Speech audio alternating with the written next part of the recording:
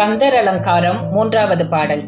தேரணியிட்டு புறம் எரித்தான் மகன் செம்கையில் வேல், கூரணியிட்டு அணுவாகி கிரவுஞ்சம் குழைந்து, அரக்கர் நேரணியிட்டு வளைந்த கடகம் நெளிந்தது, சூர் பேரணி கெட்டது தேவேந்திரலோகம் பிழைத்ததுவே. விளக்கம்.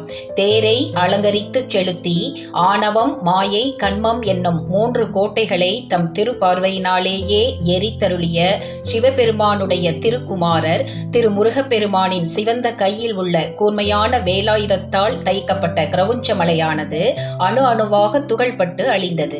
ஆரம்பத்தில் நேராக அணிவகுத்து வந்து பின்னர் வட்ட வடிவில் வளைந்து கொண்ட அசுரர்களின் சேனை தளர்ந்து ஓடியது. சூரபத்மனுடைய பெரிய நடுச்சேனையும் அழிந்தது. தேவர்கள் வதியும் அமராவதியும் அசுரர்களிடமிருந்து ஓய்வு பெற்றது. கந்தர் அலங்காரம் நான்காவது பாடல். ஓர ஒட்டார் ஒன்றை உண்ண ஒட்டார், மலரிட்டு உனது தாள் சேர ஒட்டார் ஐவர், செய்வது என் யான் சென்று தேவர் உய்ய, சோர நிட்டூரனை சூரனை கார் உடல் சோரி கக்க, கூற கட்டாரியிட்டு ஓர் இமைப்போதினில் கொன்றவனே. விளக்கம்.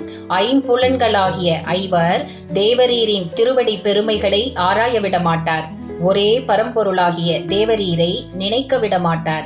நறுமணமிக்க மலர்களால் அருச்சித்து தேவரீரின் தாமரை மலர் போன்ற திருவடிகளை சென்றடைய விடமாட்டார். அடியேன் என்ன செய்வது? அமரர்கள் உய்ய வேண்டி திருட்டுத்தனமும் கொடூரமும் பொருந்திய சூரனை அவனுடைய கரிய உடலிலிருந்து இரத்தம் வெளிவருமாறு கூர்மையான வேலாயுதத்தை செலுத்தி ஓர் இமைப்பொழுதிலேயே அளித்தவரே. வெற்றிவேல் முருகனுக்கு அரோகரா.